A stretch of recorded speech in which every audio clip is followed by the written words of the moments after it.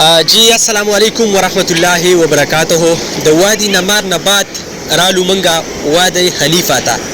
دا هم په سعودي عرب کې دی او په ریاض کې دی.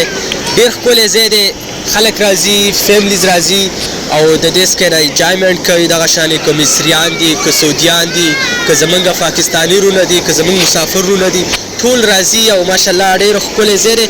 د وادي نمار نه وادي حنیفه ډېره زیاته مختلف ده، ځکه چې په دې کې چې تاسو د فوټیج کې به تاسو دا کم تصویرات کم دا ویډیوز ګورئ نو دا هم ډېر ښکلي دي. که راشو مګر بیا د اوبو سایډ ته د سعودي عربو د اوبو شرحه څومره کمه ده، خو دې والا ډېر ښکلی دغه کړی دی چې اوبه هم بې ځایه نه ځي او اوبه هم دلته کې ښکلا جوړه کړې ده. خلک راځي د دې اوبو نه مزې اخلي، د دې اوبو دپاره راځي او د دې اوبو غاړو ته دا خلک ناست وي، قسم خوراکونه پخوي، راغلي دي د فیملی سره. نو ډېره زیاته مزه کوي. موږ هم راغلي یو، انجوایمنټ هم وکړو، نو ډېره زیاته مزه کوي.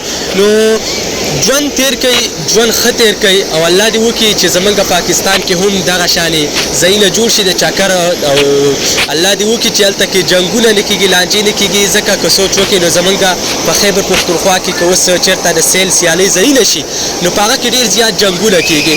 او جنګونه ولې کېږي؟ د سره وجې کېږي ځکه چې زمونږ په زړونو کې حسد دی، بغض دی، کینې دي، د دغه وجې جنګونه کېږي. که تاسو دې ځای ته سوچ وکړئ د دلته کې مینه محبت دی، په مینه او محبت او په ورورولۍ سره خلک ژوند تېروي، نو څومره ښکلی ژوند روان دی، څومره ښکلی ماحول دی. نو تاسو که دې طرف ته سوچ وکئ نو زمونږ پښتونخوا به هم ډېره زیاته ښکلې شي، زمونږ باجوړ به هم ډېر زیات ښکلی شي، زمونږ دیر به هم ډېر زیات ښکلی شي.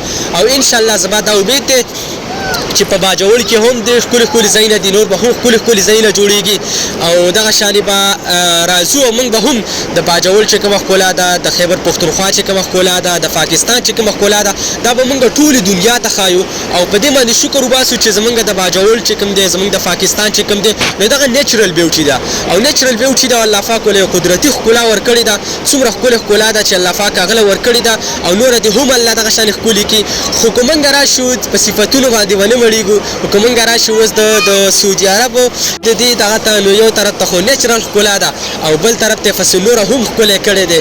نو دا وادیانې دي او په وادیانو کې به وادي نمار دی، وادي حنیفه دا اوس چې موږ موجود یو نو دا په وادي حنیفه کې موجود یو. نو ډېر ښکلی ځای دی.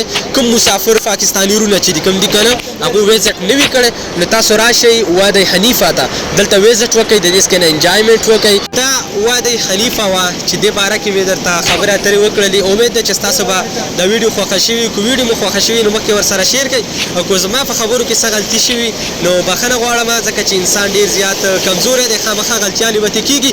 نو ډېره مننه ستاسو د ویډیو کتلو او ویډیو ورسره مخکې شیر کړئ او ایوب الله ورکړئ اجازت. د الله په امان.